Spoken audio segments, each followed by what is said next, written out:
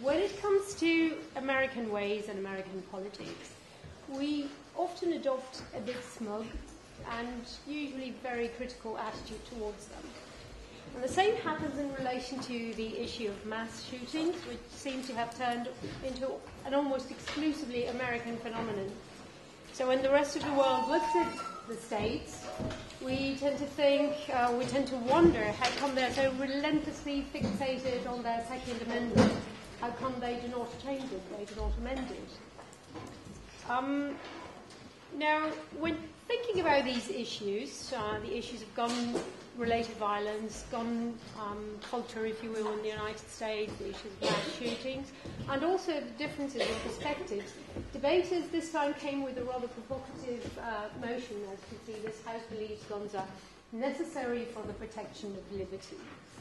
Now, I take it that most of you disagree with the statement.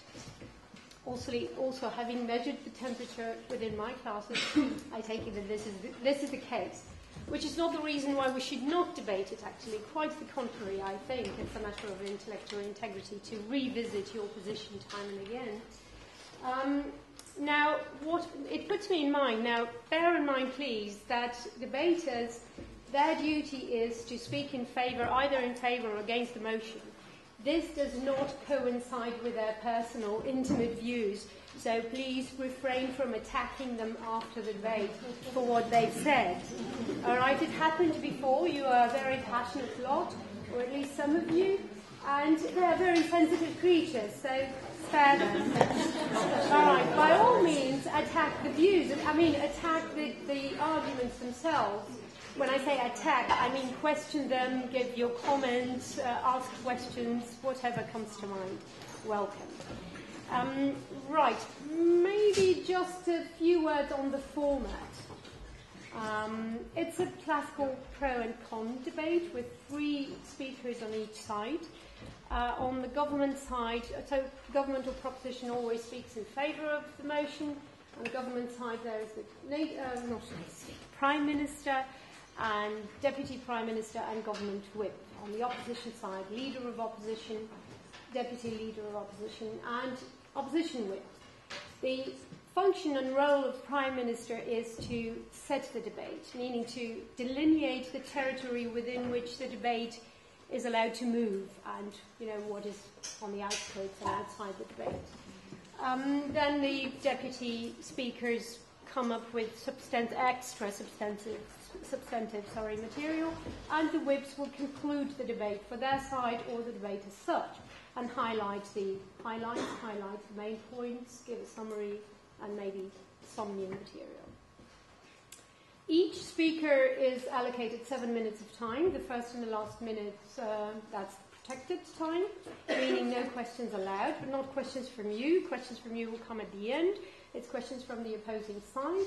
So after the first minute, you will hear a thump. That means, well, the 5 minutes have just started, and the opposing team is allowed to pose questions or POIs. It's customary and polite of each and every speaker to take at least 1 point. So thumping, that also is another thing. You don't clap. Applause is reserved for the end. It's welcome at the end. They will probably deserve it this time as well.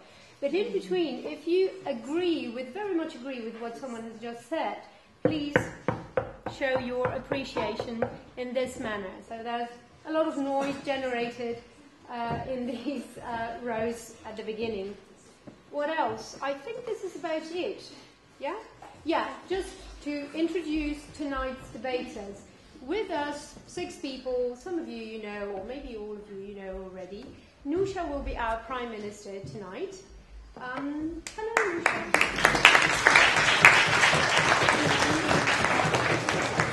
She's a student of English. As you notice, I think it's the first time this evening that we have 2 students of English on the team. Is that right? I think so. It just came to me, that it's probably the first time. So Nusha on side proposition and, sorry, I haven't, Lincha. I want to say Lincha on side opposition. She's also a student of English. We are not, however, prioritising them over other students. On-site proposition, Peter. You're very much familiar with him, I guess. He's a student of medicine. Will you be kind enough to And Luchka, she's also from this faculty, Luchka, on-site proposition, government. She's a student of psychology. The leader of our position tonight is Zoran. Used to be our student at the translation department. Now he works towards the masters at pedagogical faculty. Yep. So Zoran, Minka, as I've already said, has she been given an applause? Yes. Okay, good. So Sama is the opposition whip. A student of law. So I'll be doing the thumping during your speech, and then you will take over. And without further ado, I'm welcoming Nija, Lucia,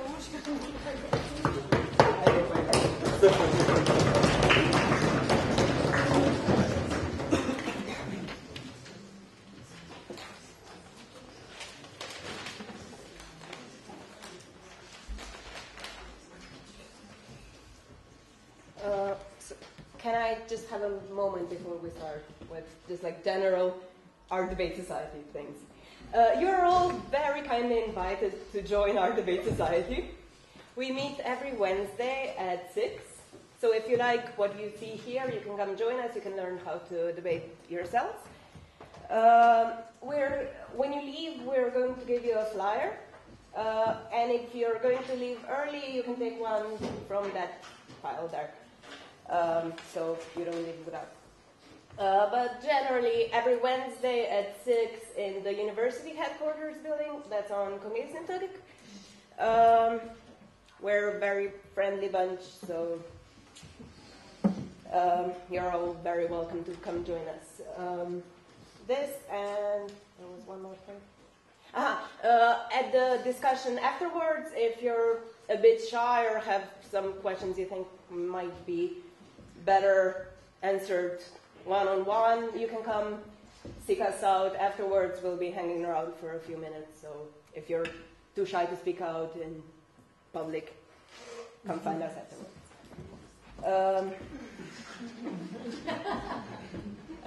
It's like disclaimer I always wanted. Okay. So I'm going to let you in on a couple of debate secrets.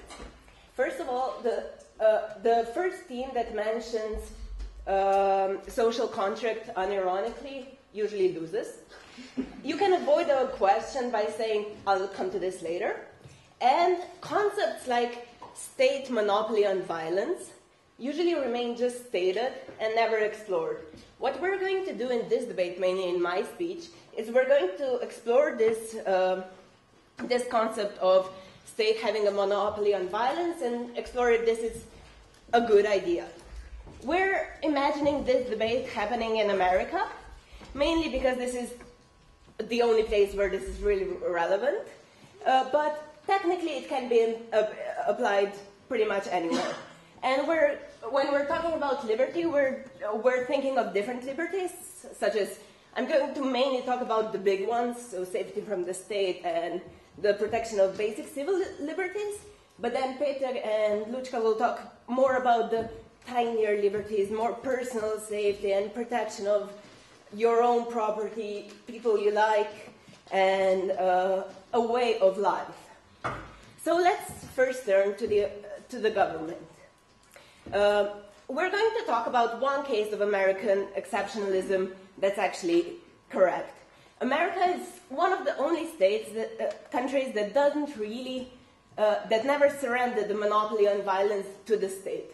Most other countries did that, and we're going to explore why this might be a bad idea. We believe that the fact that needs to be accepted in this debate is that all power eventually corrupts. In some cases that happens quickly, in some cases it happens slowly, but we can observe what happened in America in just less than a year with Trump. We've pretty much completely undermined justice departments. We've seen administration-defining scandals happening daily. And we see that the trend shows that the whole corruption only gets worse. So we're thinking that any government that seeks to protect liberty eventually ends up abusing it. And this is a fact that needs to be accepted. And we believe that if people don't have access to weaponry, so we're talking here about guns and why guns are necessary for this, and by the way, most of the American people do agree with this. There was a poll of where 65% of people ended up agreeing that people need to have access to weaponry to protect themselves against the state.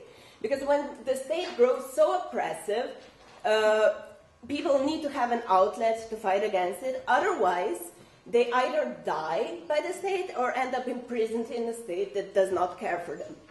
If we give the state monopoly on violence, so if we only give guns to either the police or military or both, we believe that we therefore surrender any and all ability to protect ourselves and our liberties to live in a state devoid of an oppressive government. We don't think that guns are necessarily going to be used. We're not supporting a militia standing up against the American government. We believe, because, well, we all see the might of the American army, but we believe that the mere presence of guns in a society is reason enough for the people to become a giant check on the state so it doesn't grow too corrupt. Here, we are mainly talking about America, but here we can see the link to the entire world. I don't live in the countryside, I live in a city, and I'm about 10 meters away from the closest gun. You all, because we live in the Balkans, are 3 phone calls away from an AK-47. We all have access to guns, we can keep the state in check. When government abandons its responsibility of protection for its citizens, and in such a way becomes violent towards them, we believe that violence against the state becomes not only acceptable and just, but necessary. And it's the only way to act, because when the state becomes too corrupt, we get things like state-run media, like Fox News. We get sham elections. We get shrinking of civil liberties, which means that violence and the presence of guns is the only way to fight back. Now, because our most successful revolutions were fought with like pitchforks and torches, that doesn't mean that guns wouldn't be more effective. But now let's look on a bit of a smaller scale if we don't buy this whole state becoming fascist thing. We're not talking about like dystopian future of Hunger Games. We can see this gun control measures being bad. We can see that in the world today. We believe that any and all sorts of gun control measures are inherently either racist or classist. We believe that there is a group of mostly white, mostly rich people who use gun control measures to keep minorities in line. We think gun control is fundamentally different from other policies because when we're talking about things like single payer and healthcare, we do that to help the people. We use gun control to keep people in line. We can look at things like we can look at historical evidence of that. With, for example, when Black Panthers started arming themselves to protect their own neighborhoods, there was a bill which took California down the path to now having some of the strictest gun control measures in the entirety of the United States. That was not in such a distant past. That was in 67. Now, if we ignore the entirety of historical line and we think that history doesn't actually matter, we can just look at the popular gun control measures today and how they are affecting people who are most abandoned by the state and are most in need of protecting themselves. We can look at gun-free school zones, which target mainly cities with poorer neighborhoods. We can see metal detectors that are put in schools that are mainly inner city with poorer and marginalized students. We can see how popular gun control measure is more policing, which I don't need to go into details why this is bad for the minorities. These are measures that are particularly tailored to target minorities and poor areas, and to keep the minorities in line, which means that the oppressive state is already there. So in closing, if there is no justice for the people, let there be no peace for the government.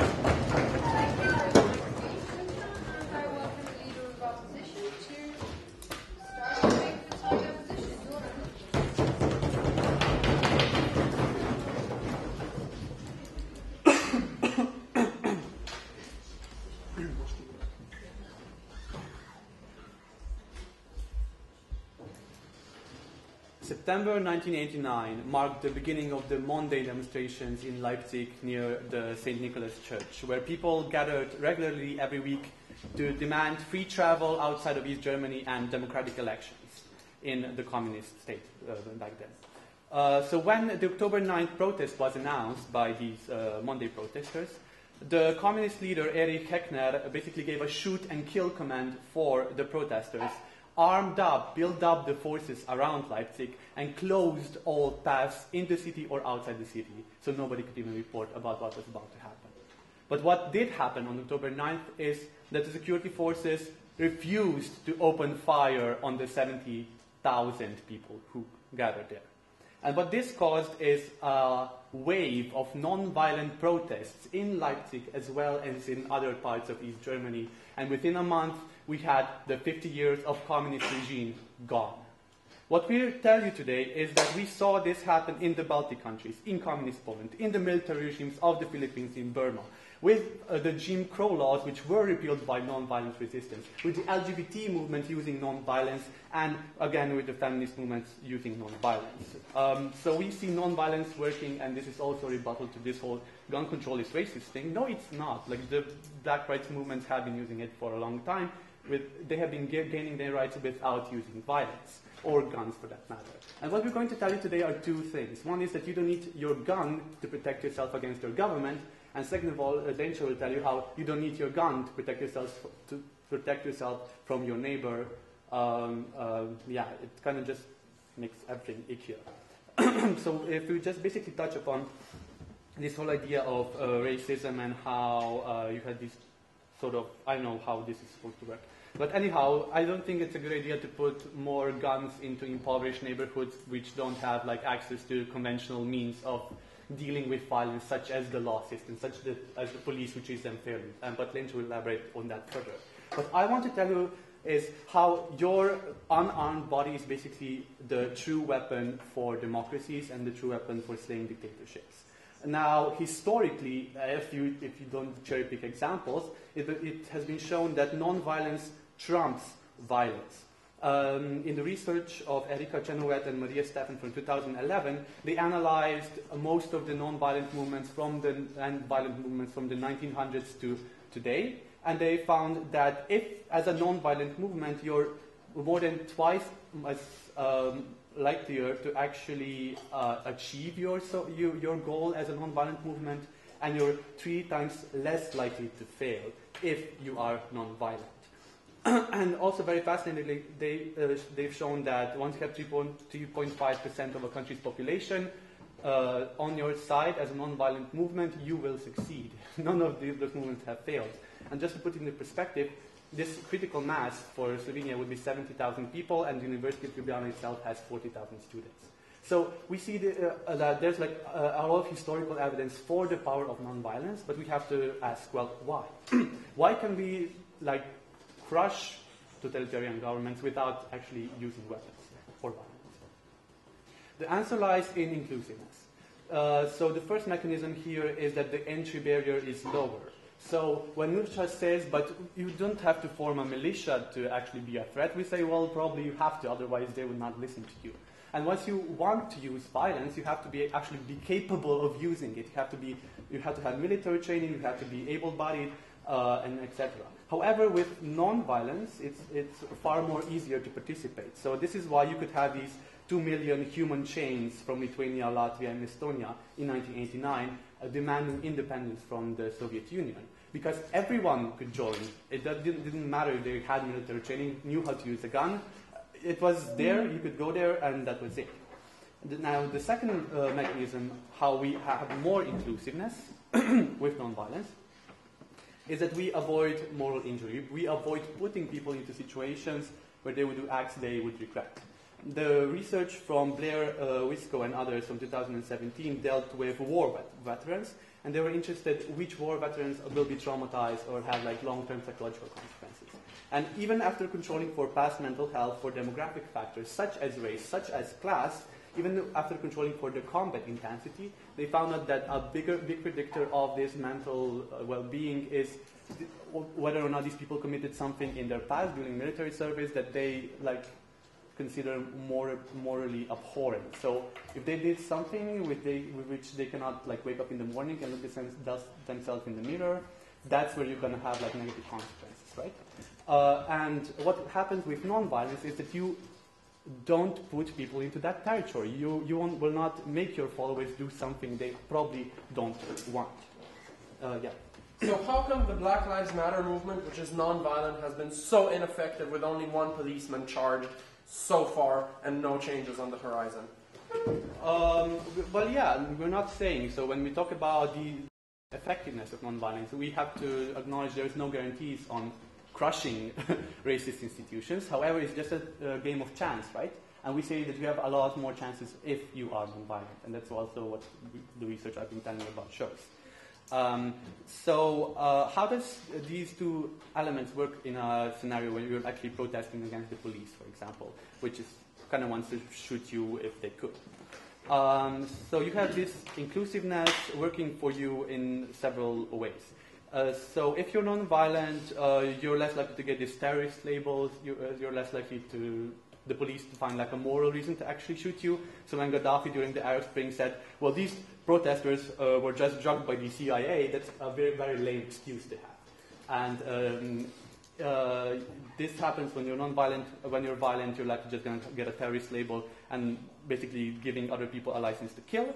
And the second mechanism here is that soldiers also don't really enjoy shooting unarmed civilians if it is possible. And as soon as you have this terrorist label, you are basically fair game. So what this inclusivity of non-violence does in the end is, first of all, it removes the moral risk, the risk of moral injury for your participants, meaning you'll get more people in. And also, it doesn't have this skill requirement as violent resistance does have. And once you have this critical mass of people, that's when you crush governments, not by pretending you have power when you have guns. The power is in your hands as it is. Thank you.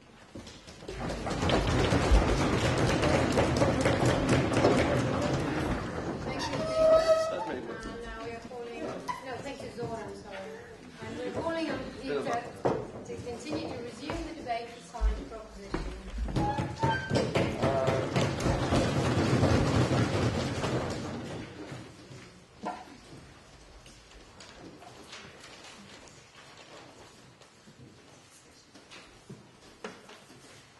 Bear with me, I have disorganized notes.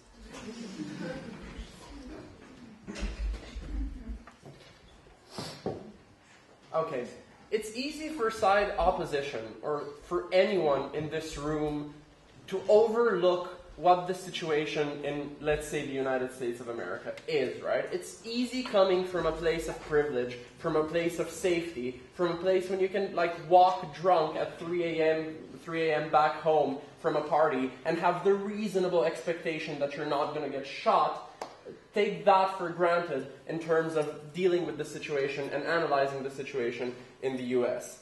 Now, in my speech, I'm going to focus exactly on this, on the personal liberties of safety, on the personal liberties of the feeling of safety, of protection of property, that in the status quo, in 2018 America, citizens don't have and need firearms or guns or whatever you want to call it to ensure this, because the government is failing them in terms of keeping crime down, in terms of protecting them, And the mere fact that we don't have time for these people to wait for like 50 years for a non-violent movement to like magically make things better, and for the people who don't want to be martyrs, who don't want to be heroes, who don't want to march in chains and get shot or die, but the people who just like want to get to work, go to McDonald's and then go back home because it's America. No.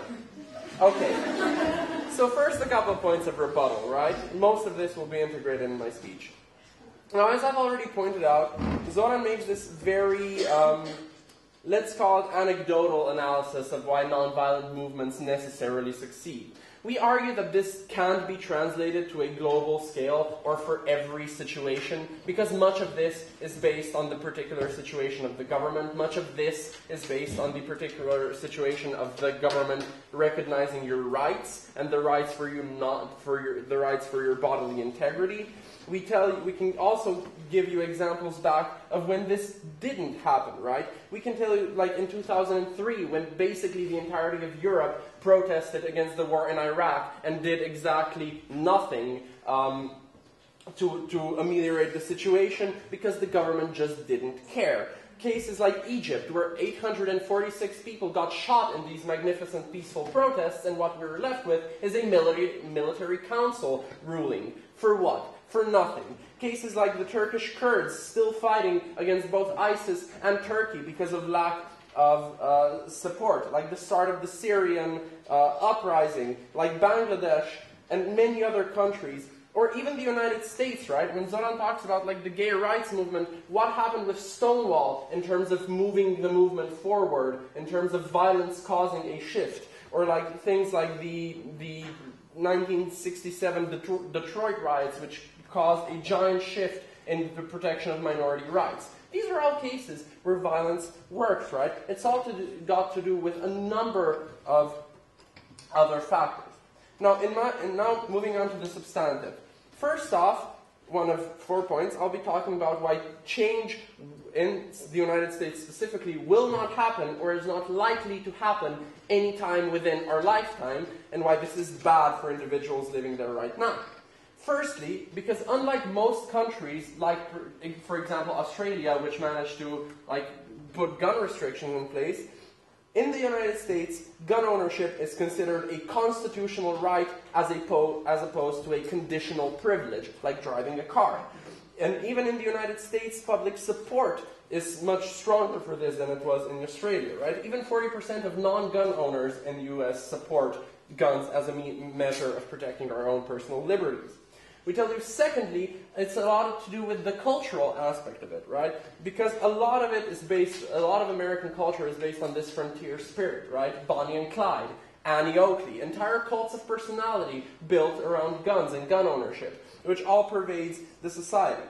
Thirdly, we tell you it's not plausible that this is going to happen because the US has the NRA, which is a giant effing corporation or movement that has tons of money, tons of scope in terms of being able to lobby the government and systematically slow change and throw wrenches into the bus of nonviolence, and also because of the rising threat of violence, the rising fear that's pervasive in the culture. So we don't see this happening, and more people owning guns to protect themselves. Twice as many people owning guns to protect themselves as 10 years ago. Secondly, we tell you that even if we implement gun control, this will only affect people who obtain guns legally. While illegally, which, by the way, 90% of people, 90% of crime is committed with guns that are obtained illegally. And these people won't return guns. They will retain other violent means. Also, for example, in a second, we tell you that organized criminal organizations that are rich, organized, already have a pre-existing pool of firearms, will still have access to these firearms, even if we take them away from other people. But yes, Lencha.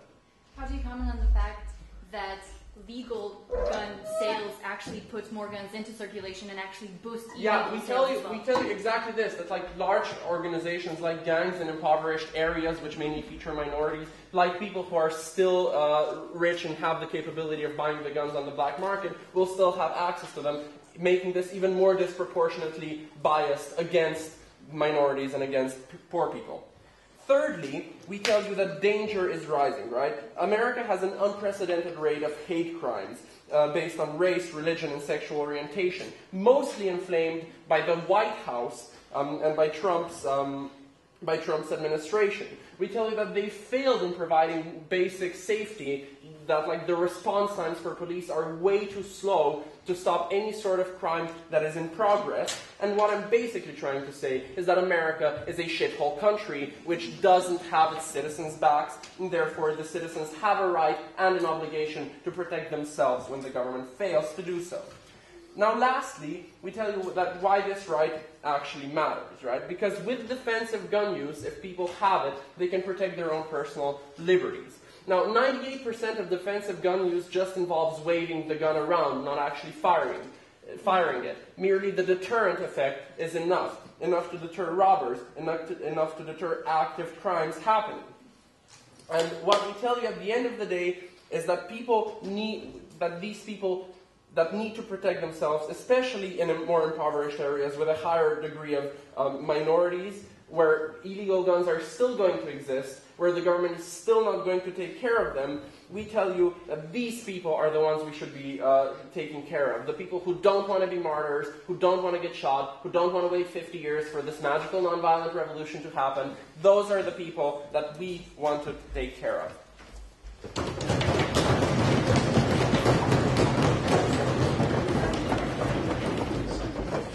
Thank you very much, Peter. Now, Lisa is the deputy leader of opposition, and you'll resume the debate for side opposition. Okay, lots to say on this debate, so I'm going to jump right into it. First of all, I'm going to tackle 2 points which side government has just presented. First of all, they claim that gun restrictions are inherently racist, inherently biased. Here I pose a simple question. Why then, if this is the case, have hundreds of thousands of people gathered at the March of Our Lives from all ethnic minorities, from different backgrounds? You have people that come from privileged backgrounds standing side to side with people in these oppressed communities. They claim that if you want to feel safe in America, you need to have a gun. These people that live in impoverished areas are saying no, because they feel unsafe precisely because this gun culture in general is in place. Second thing I'd like to say has to do with this illegal gun ownership being the real problem. So, regular citizens just need to have guns as deterrents, just need to have them in their closet to feel safe, not actually to use or actually to use. Well, black markets, as I've said before, function in a way where if you have more guns in circulation in general, you're going to have more guns in the black market as well. But even if we ignore that fact, even if we only have guns as deterrents, if we just look at that part of the story, it doesn't work out, because there's the sustainability element. If you have guns as a deterrent and you need more guns to protect yourself, what happens when someone gets more guns? It's just more guns and more guns and more guns and more opportunities for things to misfire and go entirely wrong. Okay, now let's get to the second part of our case. I'm going to be breaking it down into 2 basic parts. First of all, gun ownership and gun culture in general in the United States is reducing the safety level for citizens. Let's look at this. If you have a gun, which is easy to use, quickly fired, you can use it at a distance. It's any type of conflict, any petty crime, any robbery, any revenge can escalate very quickly to something extremely, extremely violent, precisely because there is no chill-off period when you use a gun. Okay, second point let's go back to some numbers in order, if perhaps some of you have not changed your minds yet.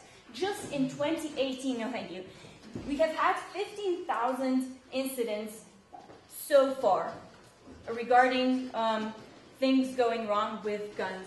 We have had almost 4,000 deaths, almost 7,000 injuries, 162 people that were wounded or killed have been children. We have had 62 mass shootings. So this shows, perhaps, that if we didn't have these many, we didn't have that many guns, none of this would have happened. Now let's look at some numbers when it comes to suicides. Annually, in the United States of America, you have 22,000 people killing themselves. And sure, you may say that if someone really has these suicidal wishes, they're going to end their lives no matter what. But the fact of the matter is that guns are by far the most prevalent tool to use when one is committing suicide. Why? Precisely because the things that I've already mentioned. They're fast and they're efficient. If you add, if you add this point of accessibility, you're endangering the people in our society who are weak, who already have mental issues, who are suicidal. Now, next thing they say is that, okay, but we need guns to protect ourselves. What if someone comes armed and wants to rob me or shoot me or whatever? Let's look at some numbers. Yes? So would you be willing to wait for 30 years for all these movements to fail? Or would you personally want to have a gun when a robber comes? I would rather have a gun, but let's look at the numbers. Let's look at the numbers, how many times you can actually protect yourself in defensive use. So far, in 2018, the same amount of people shot themselves or someone else, harmed themselves, potentially killing themselves or another person, the same amount of people, accidentally, as they did to protect themselves. If we didn't have guns in the question in the first place, if we take them out of the question, we would eliminate both of these scenarios. And then let's go on to police brutality. I agree that racism in the United States, our side agrees that racism and bias in the United States is a big problem. And with police brutality, this is where it really comes into question. Because of gun culture in general, we have police officers that are trained to react quickly and violently. Because in most cases, they rightly assume that the person on the other side has a gun. So they have to react quickly. They have to protect themselves and their society. But things go wrong. And especially because of racist bias, in the United States, people get shot. A young teenage boy walking down the street takes out his cell phone. A police officer who has been trained because of this gun culture that might be a gun reacts. The boy gets shot. We wouldn't have this scenario if we didn't have gun culture in place at all. Okay, now they say that violence can only be fought by violence. What type of logic is this? Violence is a spreading plague. We can only stop it if we prevent it from happening in the first place. It's much like an infectious disease. You have to treat patients, you have to then block transmissions, and you have to change the environment in a way, that would make it, so the disease is unable to spread. We have Western examples of this particular thing happening. In Australia, in 1996, they had a mass shooting. In 2 years, because of a government ban and buyback program, which was mandatory, they got rid of almost over 500,000 guns. And from 1996 to 2014, if you're walking down a street in Australia, you're 72% less likely to be killed and shot by a gun.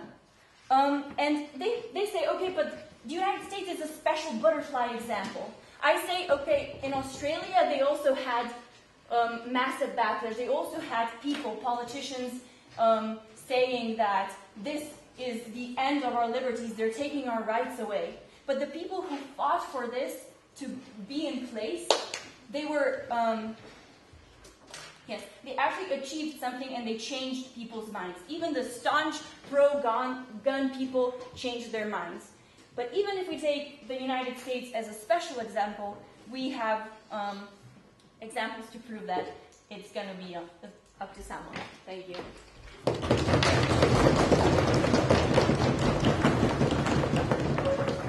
you for your fine speech. Now it's Justas, Juicy and Anna to debate for 5 minutes. Yes, I have a minute for the seat of the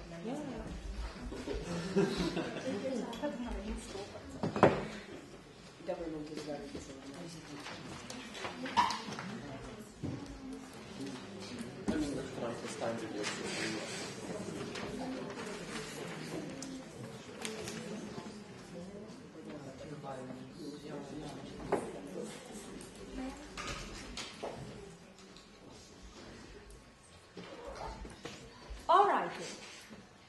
Let me give you some examples. Bangladesh, Sacramento, Anaheim, Paris, Kansas, and Portland. Those are all the examples of police killing by guns or by, the things that shoot water out of them, of unarmed protesters. And we believe that it is not all as fluffy and beautiful as Zoran presents you. Soldiers are trained to kill people who their country orders them to kill because they are brainwashed into thinking that they are the enemies of the state. We have seen cases like Abu Ghraib, where soldiers were basically coerced or manipulated into sexually abusing their prisoners, into killing some of those, and making fun of them because some of the soldiers had the birthday party and they had to use someone to play a dog in order to please themselves. So we don't see how Zoran can argue about soldiers being some higher moral creatures who generally won't kill protesters just because they don't have a gun. They protest against the state. Soldiers are trained to protect the state, and we believe that this logic simply doesn't apply in this case. Okay, second thing about PTSD Zoran talked about and wasn't really dealt with. We believe that when non-violent protesters are killed and are beaten, and when stuff like Bangladesh happens and other stuff, that it also gives the potential to the non-violent protesters to develop serious cases of mental illnesses while fighting for the right cause and while being inherently the privilege because they weren't able to protect themselves against the country which inevitably abused its power against them in their rights. Also, Zoran talks about inclusiveness and how non-violent movements are inclusive because people don't need the skills to shoot a gun. Well, I don't think that people really need some great big skills to shoot a gun. For example, let me give you a Battle of Mogadishu. If anyone knows it, there were like 9-year-old children shooting a gun and they basically outnumbered the American SEAL team. So we don't see how violent protests are not effective. So secondly, Lencha talks about the gun culture and that petty crime can evolve into a serious conflict. For example, let's take a case of the country that has very much stricter gun laws than, for example, USA. UK. Recently, there have been some very increasing numbers of cases where people are getting shot because of the guns that are illegally obtained, and also petty crime is being evolved. We don't see how exactly gun ban is helping them, because it's obviously not, and we believe that in the USA it will also be ineffective. Maybe a bit a controversial point here. Lencha also talks about suicide, but we don't think this is a valid point, because we inherently don't see how it is justified for the side of to take someone's liberty away to take their own lives by a gun if they wish so. Okay, so Lencha also talks about police culture and how the policemen are trained to react very quickly and violently when they are presented in the situation of danger. Well, we believe that when guns go away, racism and stigma about gangs owning illegal weapons will not simply go away. And because someone will be, for example, Hispanic or black and have some weird tattoos, policemen will still be inclined to believe that there is a big possibility that someone has a gun and might be a threat. And then cases like Portland happen, and then violent protests happen that they hate, which could be avoided if American society was a bit more, cute. So yeah, let me elaborate also a bit on my case, on our case, with the point that everyone on the side of opposition basically ignores. It is the common background of all the mass shooters that is particularly distinct. And it has something to do with states' problematic regulations of mental health law procedures, and also some minor amendments in gun control laws.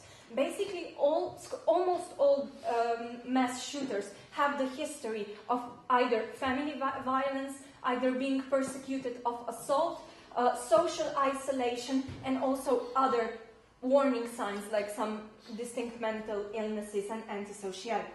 But at the end of the day, the USA system failed to react on that. Also, in the last shooting that inspired the March of Our Lives, local sheriff and I believe the principal also said to the media that warning signs have been ignored for several years, and that we cannot blame everything about it on the gun violence. Basically, what the problem is that USA has a very poorly formatted assault laws, which basically allow people who have committed assault to purchase weapons. We believe that this is wrong, but we do not believe that it is wrong for a normal law-abiding citizen who is possibly the privileged to have the right to protect themselves against the mass shooters. Because mass shooters, as we have seen, are mostly white, middle-class men who have previously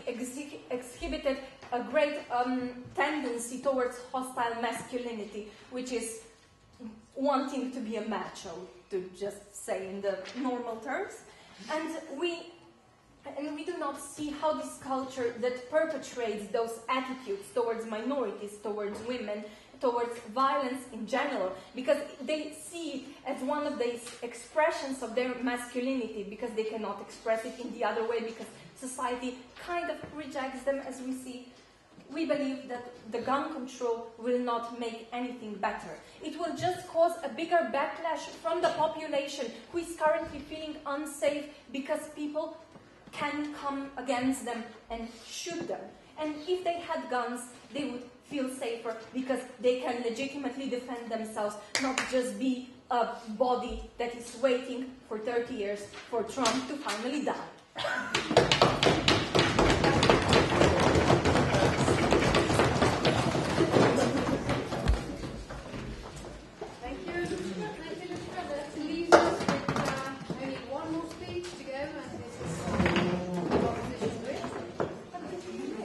I hope nobody minds if I sit down. I hurt my foot yesterday, so it's kind of uncomfortable if I stand. So I'm just going to rant sitting. So I'd like to overview this debate in three aspects, mainly three liberties that they're claiming they can protect by having guns. Freedom, racist aspect of the liberties, and thirdly, safety. Let us first touch upon freedom. They tell us how every government corrupts itself sooner or later, and Trump is doing that by itself now. And guns are necessary to stop that, to be a deterrent. But therein already lies your problem, that if guns are deterrent, why is Trump already such a corrupt government and moving towards one? This is the first one. But then we bring you a major point, which is the effectiveness of resistance. What kind of resistance is effective, how effective, and what does it look like? They come up and tell us all these cases when violent resistances succeeded. And that is exactly what Zoran told you. 30% of all violent resistances succeeded, completely. And we are claiming that it is possible. However, we also claim that 60% of non-violent resistances succeeded. It's not a 100% rate, but it's a pretty much higher rate of success when you bring a non-violent resistance. And most of all, it leaves a better after effect of the resistance. The non-violent resistances were much more likely to breed a positive, inclusive atmosphere, because the resistance itself had to be already inclusive to be successful in the first place. The government formed after such a successful non-violent resistance is by inherently much less prone to violence to control its citizens, because that is how it obtained its power. While a violent resistance is much more likely to succumb to a new cycle of violence, because that is how they got to power. So what we tell you, it is much more likely that you will be able to protect your freedom if you are protesting non-violently. And it will leave a better lasting effect on your citizens. So we see we don't need guns to protect our freedoms. Onto the problem of racism. Gun control is racist, minorities cannot protect themselves. Well, first of all, we already explained this idea of non-violent movement, of non-violent resistance. And they tell us, well, they don't have 30 years. Well, guns didn't really help them the last 30 years now, did they? What they did help them to get in the last 30 years was a lot more black kids getting shot. You are 10 times more likely to get shot as a black youth in USA than you are as a white teenager in USA. That is what lax gun controls got them in USA. So what gun control removes from you in status quo is your ability to do gun violence, and not particularly violence in as of itself, if you really, really want to have violent protests. You can still have those without the guns. Luchka would agree, definitely, in a second. But what you also get by removing the guns from the equation is a much smaller likelihood of you getting shot, either by somebody else or the policeman, and I'll explain that after Luchka tries.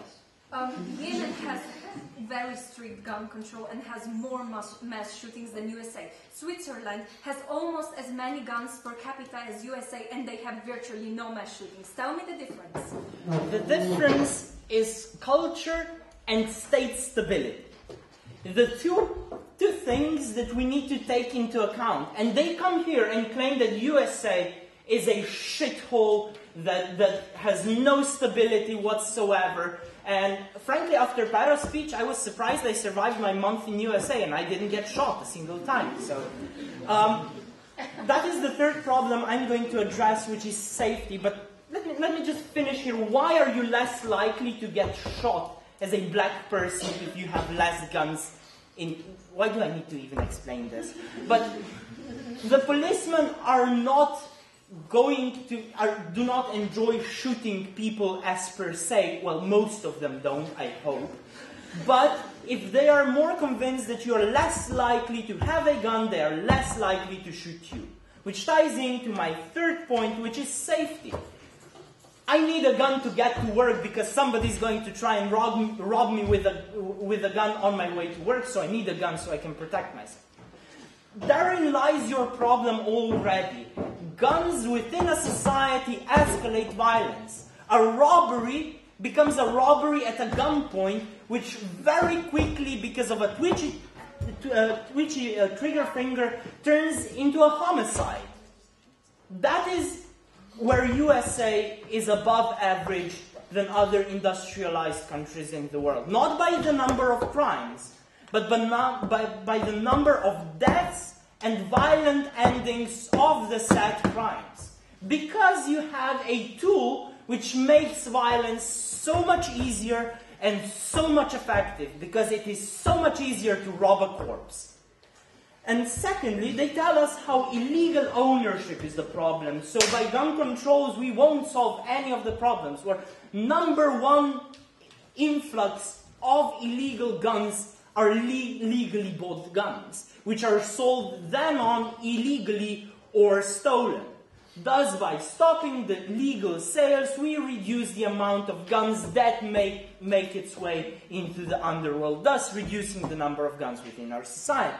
Again, problem solved. Thirdly, accidents. We have accidents within our society. We have 5-year children shooting their sisters because their daddy forgot to lock their gun cabinet.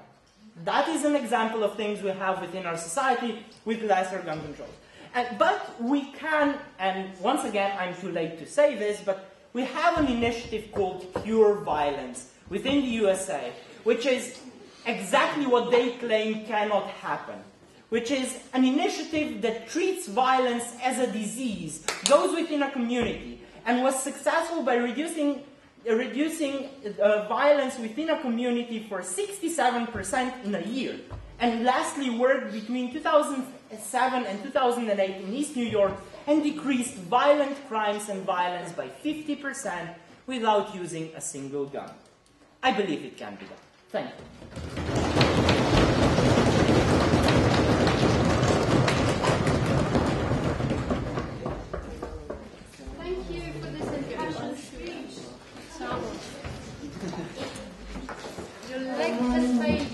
Your reason and your voice have not. Anyway, I hope that the vast majority of you are not that shy. You don't need to wait for all of us to leave the room and then for them to hover somewhere in the vicinity and then to join in the debate. So now is the time to voice your concerns, your opinions, your comments, your questions, your likes, your dislikes, anything, everything is welcome. And of course also, we've discussed it before, it would be most appropriate if all of you came out here, so you can face the crowd, and they can address their questions directly to you. Don't shoot us, please. Sorry, yeah. No, there's no space for me. There is space. I want to sit.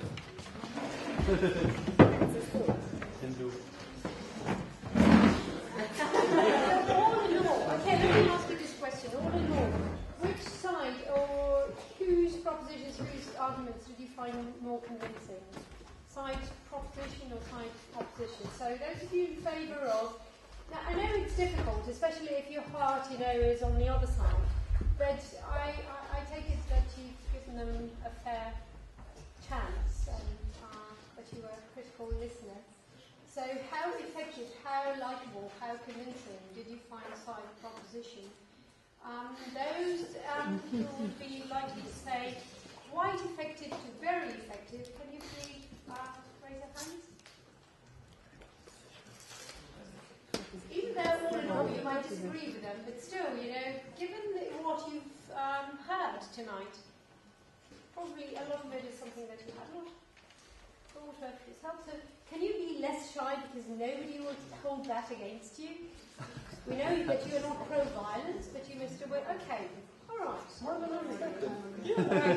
How many of you are also in favour of the motion? Okay, so that speaks in its own right, I think. That's good. That's good for you. Okay, I don't think you really need me as a moderator. This has been proven before, but I can be of any assistance. Here I am. I have handkerchiefs. I have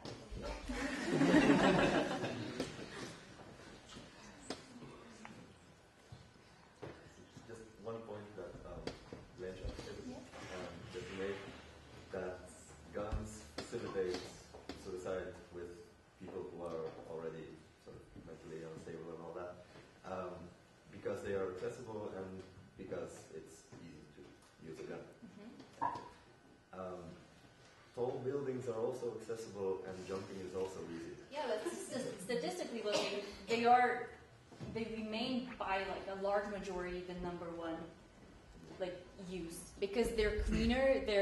They take less courage than standing on top of cleaner for the person who's not for the person who needs to clean up. Let's not get into that. Yeah. If nothing else, you have the long elevator ride up to think about it. Although to be fair, Slovenia works here in terms of commitment because we have one of the highest suicide rates per capita and we don't have guns. So at least we're meeting somewhere, guys. Good train service.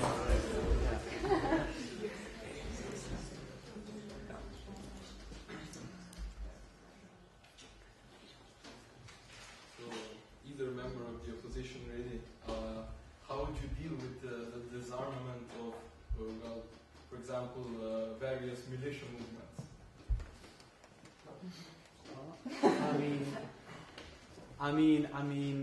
If we can disarm developing countries after conflicts, ethnic conflicts, and we still can make some sort of a disarmament deal, then I think in the US you could also do something, right? But it's probably more difficult. Yeah, can you really disarm them? Because, for example, the country with the second most, I think it's second, at least it was on Wikipedia, guns per person, guns per 100 persons, which was 50, is Serbia. And most of those are actually illegal and remained there after the Balkan Wars. And they didn't really disarm them.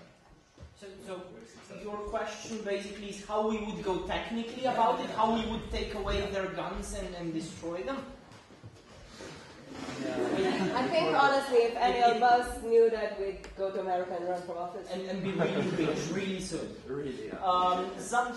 Something like Australia handled it, I think, is the best possibility, like the mandatory buyback thing with really high penalties for the offenders. While you're more incentivized to turn in your guns if you're getting some monetary compensation for it, and I think even the Serbians would go for that. So you can't reduce it completely, but you can reduce it, so I think that's good enough. There's no 100% effective way for any of this that we talk today. So. One of the first statements in your speech was all power eventually corrupts. Wouldn't then, especially in the US, which is very prone to corruption, wouldn't that be kind of, maybe this is nihilistic to a certain extent, but wouldn't then any gun prohibitions be kind of Sisyph's works? I mean, yes, probably. But we need to take into account, like, to which point it corrupts. We're fine with, like, small levels of corruption, but when... I mean, apparently... We're fine with, like... the government taking away our money, we're not fine with it taking away our lives. You need to draw a line somewhere. But yeah, even that then becomes corrupted. That's why every revolution fails. And that's why there have to be new and new revolutions.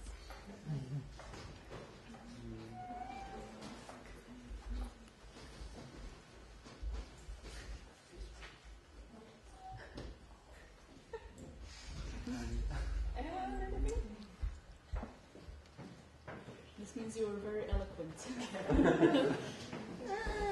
Well, I don't know. Where are we? What are your thoughts on Lutka's proposition that suicide is actually that this should be considered outright?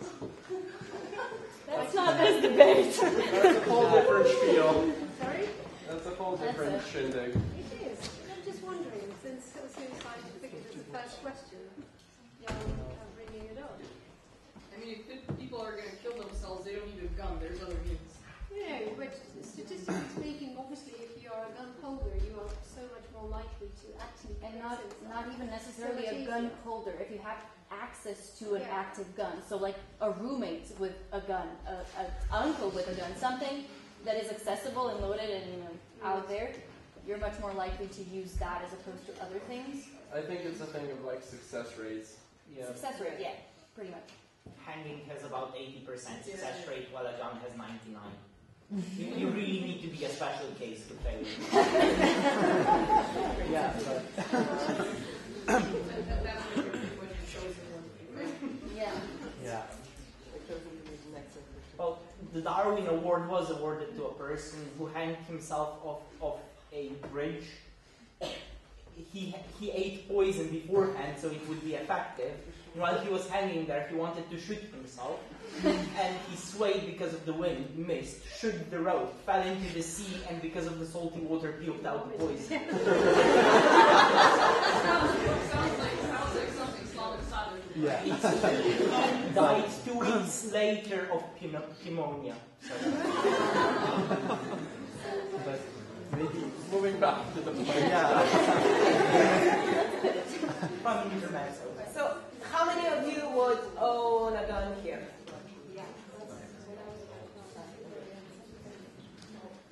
Nobody would own a gun.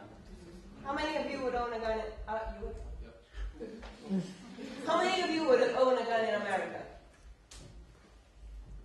It really depends where you live. Yeah. That's a different generation doing new show.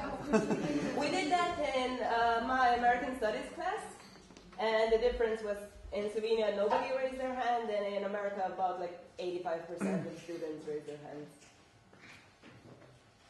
Just This is so bizarre because like The crime statistics, it's OECD average in the US, except for like armed, gun violence. But otherwise, it's pretty much the same. So it's really interesting to see a very comparable situation in two different countries, and yet again, you have this whole gun control in one, and the other you're like, whatever.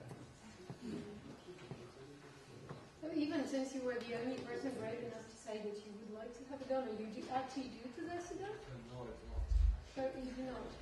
Would you care to share your reasons for wanting to have a gun? I guess I'm too lazy to enroll in a hunting society, hunting family, because that's wildlife management. It's called. Yeah. You're too lazy to become their member, and you have this fascination for guns, and that's the sole reason? I mean, it can't harm to have one.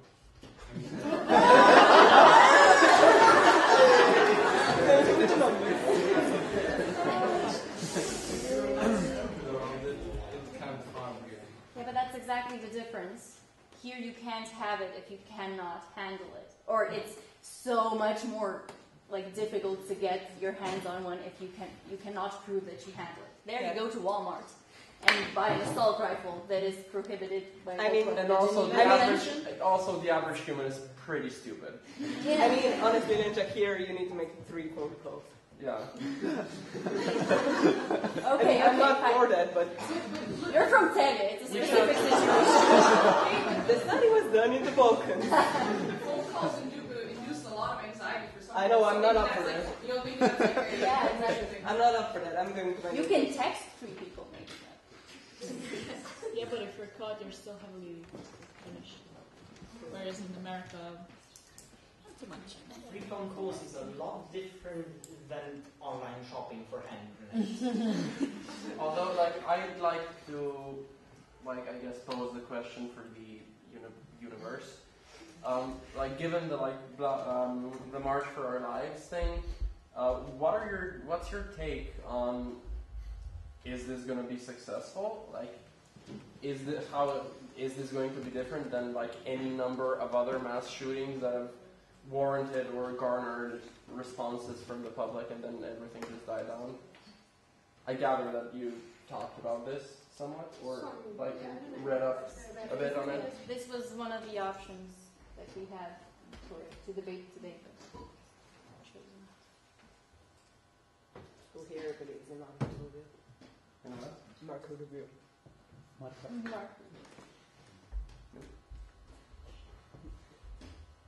So nobody's convinced that March for Our Lives is going to succeed. Not particularly optimistic. Fun. There's a lot of people you'd have to convince with it. Well, as our studies showed, you need 3.5% of the population. Which is a lot of people. Yeah, Actually, not that many as you would think. Less than University of Ljubljana. more than University of Ljubljana. More? It's you need 2 universities of Ljubljana to do something. I have University of Maribor. Yeah, you need Maribor as well to do anything. We need intersectionality. Any other questions? If not, we will conclude it for tonight and continue in classes, I